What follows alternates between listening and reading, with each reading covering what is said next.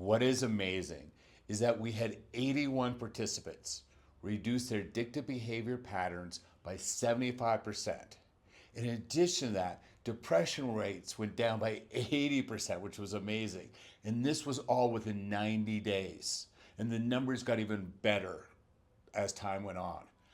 These participants followed the 6 steps of freedom, which really is a holistic approach to overcoming addictive behavior patterns.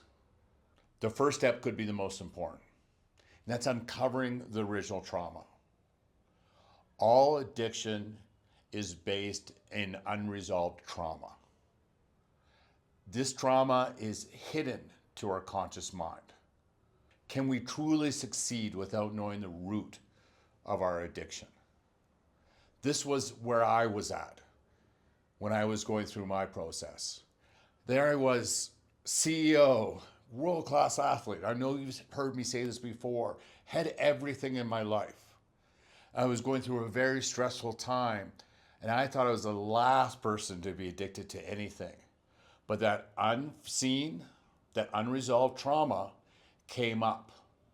And I really wish I had a tool back then that would tell me where this came from, what age it came from, what it made me gravitate towards.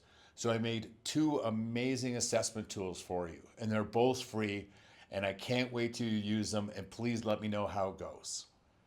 Step 2 is stop blaming yourself. This is unresolved trauma that's in your subconscious and held within your body that are making these behavioral decisions. That's why they say you can't think your way out of addiction. Until we stop blaming ourselves for our behaviors, yes, we have to own them and resolve them and move forward. But until we stop blaming ourselves, how do we get out of this cycle? And the cycle is, you know, the cycle is that we feel shame and guilt. And what does that put us in? It puts us in back into the circle of use, puts us back into the circle of compensating through our addictive behavior patterns. Once we stop blaming ourselves and knowing this was done to us, we can start looking forward into our future. This was one of the hardest things I had to overcome. I always thought of myself as super successful, super go for it kind of guy. I never thought that I could fall to this. That's why I blame myself. And it took a lot of years and a lot of work and a lot of putting together a lot of Eastern and Western philosophy to understand that this is done to us, but we're made to feel guilty about it. So drop the blame, drop the shame. Now we're going to deal with the situation. Step 3 is taking the first step. What happens if you couldn't fail? What happens if failure wasn't an option or wasn't an outcome? Would you not do it? That is the big question. But then we always tell ourselves there's a lesson in everything. Let me tell you a little story about myself. I took a very small first step, and that was me connecting to my breath. And I did this sometimes high on cocaine. But it was a first step. It was a commitment. I didn't know where it would go, but I made that commitment for the first step. Now, it took me 18 months before I put down the cocaine and before I put down the alcohol. I'm actually able to, now to have the odd drink if I choose to because all the trauma has been released in me. We're not looking for a commitment. Don't look for a commitment to yourself that I can never drink again. I can't do this as today. Today, just make one commitment. Just make one step forward. And I know what you're saying is that's not always easy. That was my biggest problem, actually. I didn't know what the first step was. But sit with yourself, see what feels right for your first step, connect to myself, the community, or connect to other research, and take the first step. Because no matter what happens, you're going to learn something, you're going to gain from it. If this is speaking to you, or you would like to share it with a loved one, please book a call, follow me, do your own thing, but take action. The fourth step is releasing held trauma. That's what we say you can't talk your way out of addiction. Now, going to therapy and everything else can help start to move some of that energy, but a lot of times it's simply a coping mechanism in our conscious mind. We know we have to clear that energy from our bodies, held in our bodies. We know when we get overwhelmed, it's held in our bodies. We know that it's in our subconscious brain. And of course, 90% of what we do every day comes from our subconscious brain.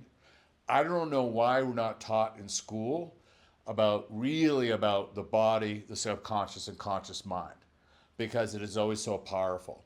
So what we do is we use Eastern and Western methods to really release that trauma. And that can be, again, through yoga, breath work, meditation, talk therapy, but it has to have a holistic approach. So we move that energy and we release that trauma. The fifth step can be the most enjoyable step, and that is dreaming into your future, dreaming into your future self. What we don't realize, everything in this world started as a dream. And when we don't add something, what happens is a vacuum is created. For example, if I would go out every Saturday night to the bar and drink with my friends, or maybe almost every night, there's benefits to that. There's social benefits. It gives us something to do, this type of thing. When we cut that down or stop that, what happens is a vacuum is created, allowing another addictive pattern to come into place. And what we want to do is we want to make sure that addictive pattern is positive. So what we do is something called future selfing. It's a multi-layered step approach to really add something to your life so that you can have that life that you always imagined would be for others. The sixth step is definitely the most important. Is what we don't realize is all these things we talk about in mindfulness, in meditation. What they don't tell you is you need a daily practice, because it's subtle changes. You're connecting yourself to your soul.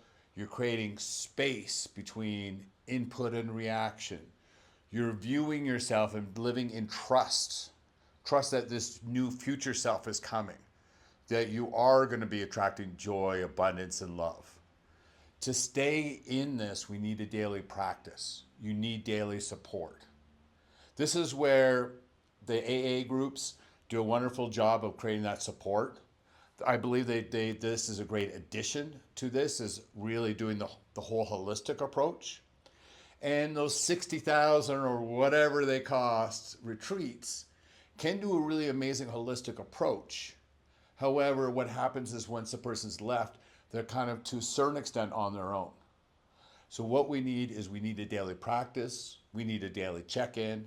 And one thing I love is the way I've approached it is doing daily lives. Every day, having live engagements with the community, or my one-on-one clients, so that they can feel supported and have that daily interaction. And for yourself, that daily interaction is going to open up all new world to you, because all of a sudden you're going to become more creative, more present, more attractive, more business minded. This is the key to a life, is your daily practice, not just the addiction.